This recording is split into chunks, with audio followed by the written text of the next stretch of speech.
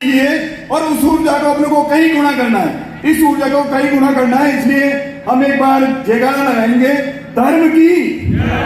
थोड़ी सी आवाज कम है, जोश कम है, दोनों हाथ उठाकर एक बार जोर से बोलना है ताकि पीछे तक पूरी आवाज जाए, दूर दूर तक मालूम पड़ जाए कि यहाँ एक बड़ा कार्यक्रम हो रहा है। धर्म की जय हो, धर्म की जय हो, अधर्म का नाश हो। धर्म की जय हो और अधर्म का नाश हो।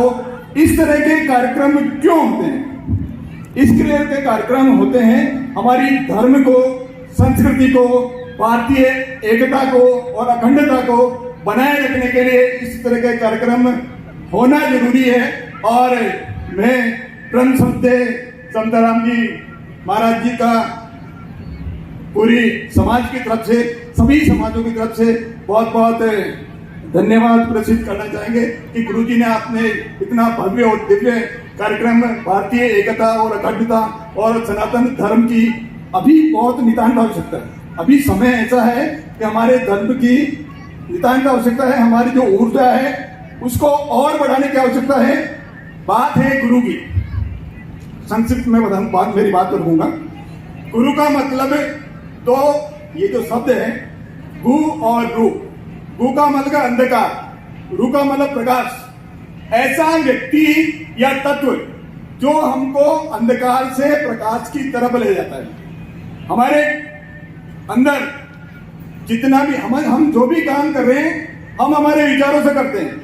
हमारे विचार कैसे हैं, हमारे विचार कैसे हैं, उसके अनुसार हम अनुभूति करते हैं, उसके अनुसार हम एक्शन करते हैं। एक्शन का मतलब हम क्रिया करते हैं और उस जैसी क्रिया करेंगे वैसा ही परिणाम आएगा।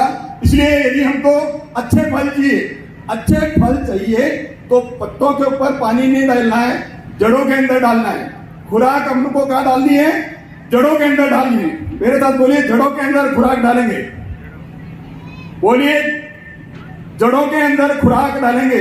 जड़ों के मतलब हमारा मस्तिष्क है, उसके विचारों के अंदर हमारे जो बाल हैं, युवा हैं, उनको संस्कार देंगे, अच्छे संस्कार देंगे तो ऑटोमेटिकली उनके विचार उन्नत होंगे।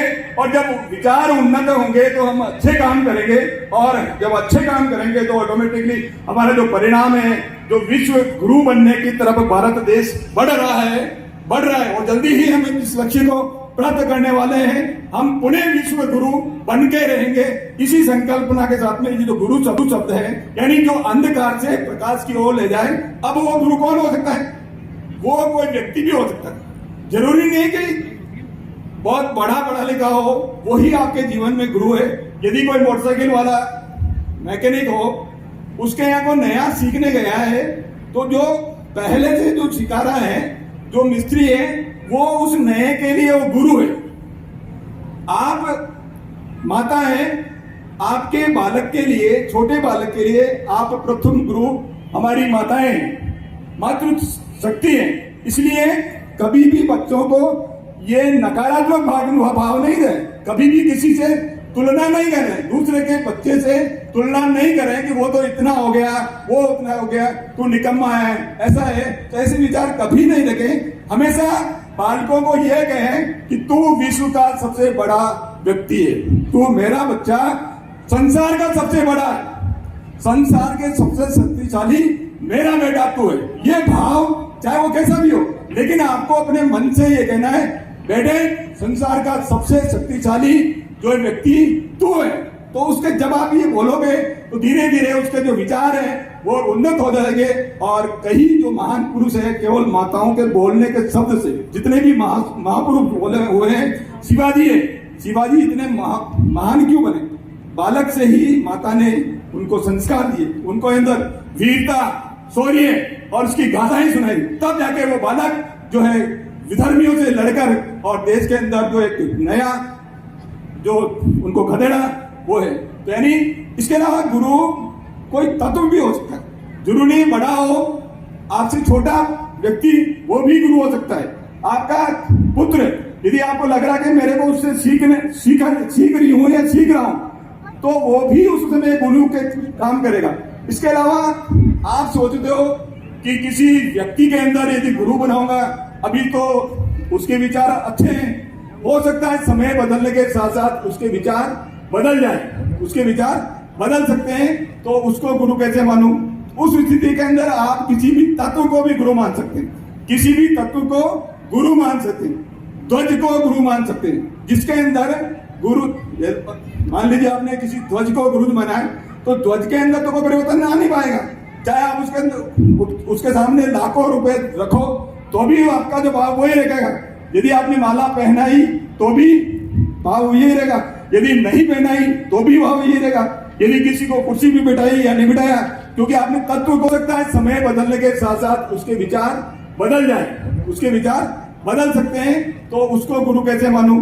उस स्थिति के अंदर आप किसी भी तत्व को भी गुरु मान सकते हैं, किसी भी तत्व को गुरु मान सकते हैं, ध्वज को गुरु मान सकते हैं, जिसके अंदर गुरु, मान लीजिए आपने किसी ध्वज को गुरु माना है, तो ध्वज के अंदर तो कोई परिवर्तन आ नहीं पाएगा, चाहे आप उसके अंदर उसके सामने लाखों रुपए रखो तो भी आपका जो भाव वही रहेगा, यदि आपने माला पहनाई तो भी भाव यही रहेगा, यदि नहीं पहनाई तो भी भाव यही रहेगा, यदि किसी को कुर्सी भी बिठाई या नहीं बिठाया, क्योंकि आपने तत्व को गुरु माना है। इसलिए यदि किसी को लगे कि किसी को मेरे गुरु को कभी माला पहनाऊंगा या कभी मेरे ऐसी परिस्थितियां नहीं है कि बहुत ज्यादा खर्चा कर पाऊं, और आपके मन के अंदर ये भाव हो, तो ऐसा करो तो आप किसी भी तत्व को गुरु मान सकते हो, किसी भी ध्वज को गुरु मान सकते हैं। इस तरह से हमको हमारे धर्म और संस्कृति को बढ़ाने के लिए गुरु का जो महत्व है, हमको बाल्यकाल से ही बालकों के अंदर डालना है। इसके अलावा जो युवा है, क्योंकि युवा राष्ट्र के निर्माता है, युवाओं के अंदर जो शक्ति है उसको और ऊर्जावान बढ़ानी है। गौ माता को जो कार्यक्रम है, गो अब बाप जी पधारने वाला है, पधार ही गए हैं। मैं गौ माता जो है, उनकी जो खूबड़ है ना, उसके अंदर कई ऐसे तत्व होते हैं जिसके कारण से उसके अंदर सकारात्मक ऊर्जा होती है, और इस दूध को, उसका गौ माता का प्रत्येक जो उनके शरीर का है, प्रत्येक जो शरीर का एक एक भाग किसी न किसी काम में आता है। इसलिए हमको गौ संवर्धन के लिए हम सभी को अपना कार्य करना चाहिए।